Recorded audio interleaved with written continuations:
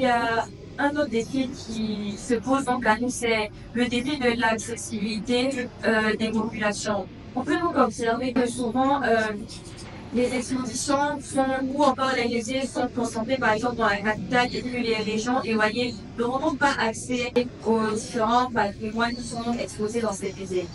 Quelle serait donc la solution pour ces défis majeurs? La solution serait donc de mettre en place des expositions tournantes, c'est-à-dire des pop-up.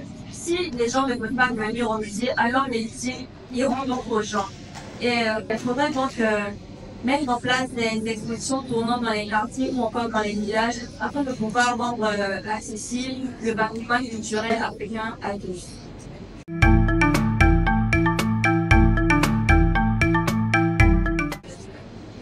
Pour ajouter sur ce qu'on concerne la sécurité, je pense que cela peut s'expliquer par le fait qu'il y a un manque de communication intercommunautaire.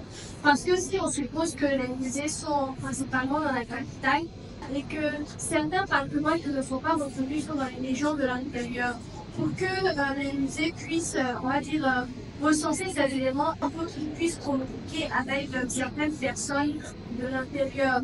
Or, avec le dialecte qui est différent, puisqu'ils ne peuvent pas communiquer avec la différence de langue, si cela avait été initié bien avant le jeune âge aux enfants ou encore aux anciennes générations ou à notre génération surtout, je pense que déjà on aurait pu recenser plus d'éléments comme patrimoine.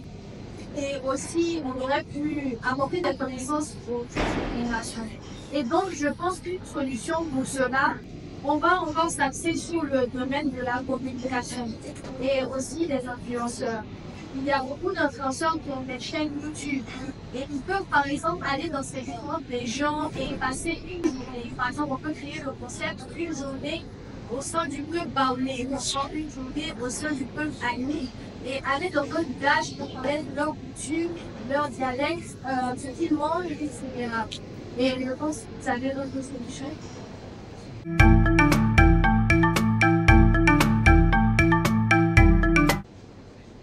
Dans le problème de l'accessibilité, on voit qu'il y a aussi certaines personnes qui pensent ne pas avoir le droit d'aller au musée ou qui ne se sentent pas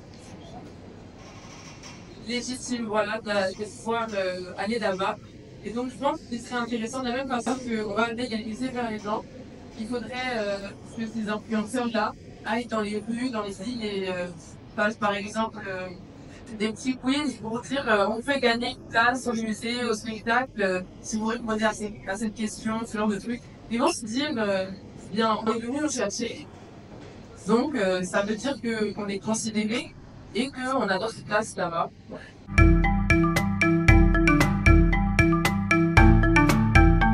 Alors, pour revenir sur ce que Victor avait dit par rapport à la différence de dialecte, mais la différence est très claire. Comme Côte d'Ivoire, en avant, tout simplement, équatorial est une. Donc, on a un total de 112 langages qui sont parlés dans Côte d'Ivoire.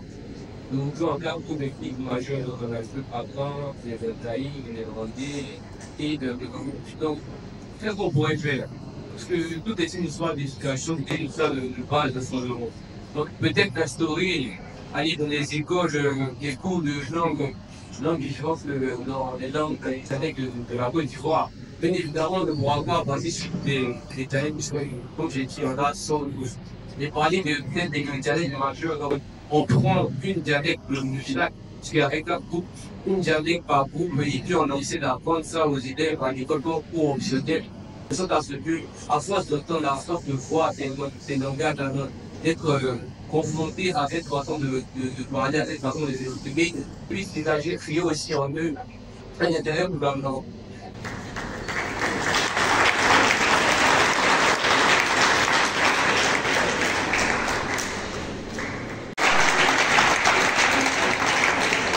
Merci, vous êtes vraiment impressionnant. Bravo pour tout ce que vous avez dit. C'est rempli de très beaux messages. Vous avez soulevé des questions qu'on n'avait même pas pensé à aborder. Donc, félicitations, on a pu mettre le